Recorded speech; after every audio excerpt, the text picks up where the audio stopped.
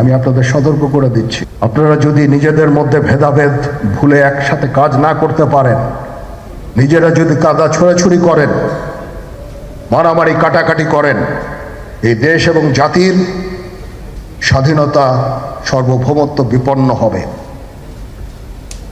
আমি আজকে বলে দিলাম, নাইলে আপনারা বলবেন যে আমি আপনাদের সতর্ক করিনি। আমি সতর্ক করে দিচ্ছি আপনাদের।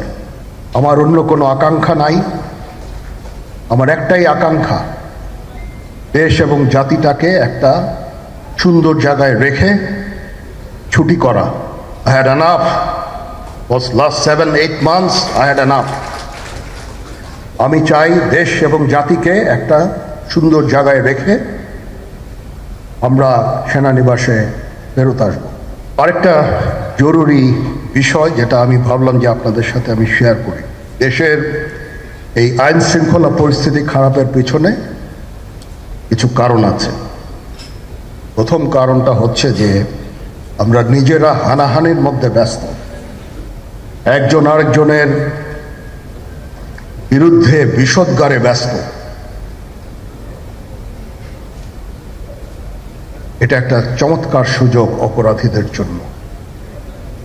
যেহেতু আমরা একটা অরাজক পরিস্থিতির মধ্যে বিরাজ করছি, তারা খুব ভালোভাবেই জানে যে এই সময়ে যদি এই সমস্ত অপরাধ করা যায় তাহলে এখান থেকে পরিত্রাণ পাওয়া সম্ভব। সেই কারণে এই অপরাধগুলো হচ্ছে। আমরা যদি সংগঠিত থাকি, একত্রিত থাকি, তাহলে অবশ্যই এটা সম্মিলিতভাবে মোকাবেলা করা সম্ভব হবে। Police, RAB, BGB, DGFI, NSI এগুলো দেশের জন্য অত্যন্ত গুরুত্বপূর্ণ কাজ করেছে অতীতে। খারাপ কাজের সাথে অসংখ্য ভালো কাজ করেছে। আজকে যে দেশের স্থিতিশীলতা, দেশটাকে যে এত বছর স্থিতিশীল রাখা হয়েছে, এটার কারণ হচ্ছে এই সশস্ত্র বাহিনীর বহু সেনা সদস্য, সিভিলিয়ান সবাই মিলে এই অর্গানাইজেশনগুলোকে, অসামরিক সামরিক সবাই মিলে এই অর্গানাইজেশনগুলোকে এফেক্টিভ রেখেছে। সেই জন্য আজকে সুন্দর, এতদিন ধরে আমরা একটা সুন্দর পরিবেশ পেয়েছি।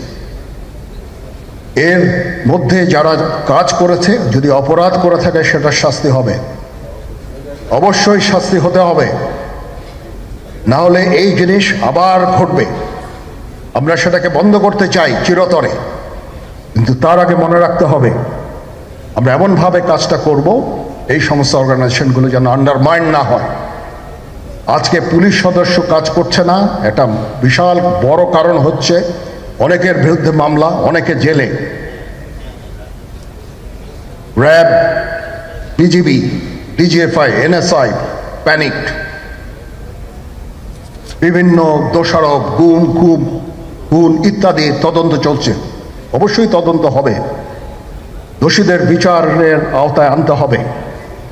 এমনভাবে কাজটা করতে হবে যেন এই অর্গানাইজেশনগুলো আন্ডারমাইন না হয়। এই অর্গানাইজেশনগুলোকে যদি আন্ডারমাইন করে আপনারা মনে করেন যে দেশের শান্তি শৃঙ্খলা বিরাজ করবে, সবাই শান্তিতে থাকবেন, এটা হবে না, সেটা সম্ভব না। আমি পরিষ্কার করে বলে দিচ্ছি, এই দেশের শান্তি শৃঙ্খলা রক্ষার দায়িত্ব খালি সেনাবাহিনীর না। 2 লক্ষ পুলিশ আছে, বিজিবি আছে, র্যাব আছে, আনসার বিডিপি আছে, আমার আছে হচ্ছে 30,000 সৈন্য। এদেরকে আমি এই যে একটা বিরাট ভয়েড, আমি এই 30,000 সৈন্য দিয়ে আমি কিভাবে এটা পূরণ করব? 30,000 থাকে, আবার 30,000 চলে যায় ক্যান্টনমেন্টে, আরো 30,000 আসে। এটা দিয়ে আমরা দিন রাত আমরা চেষ্টা করে যাচ্ছি। এখানে যে সমস্ত উচ্ছৃঙ্খল কাজ হয়েছে সেটা আমাদের নিজস্ব তৈরি, এটা আমাদের নিজস্ব ম্যানুফ্যাকচার, আমরা নিজস্ব এইগুলো তৈরি করেছি। এই বিপরীতমুখী কাজ করলে এসে কখনো শান্তি শৃঙ্খলা আসবে না। এই জিনিসটা আপনাদের মনে রাখতে হবে।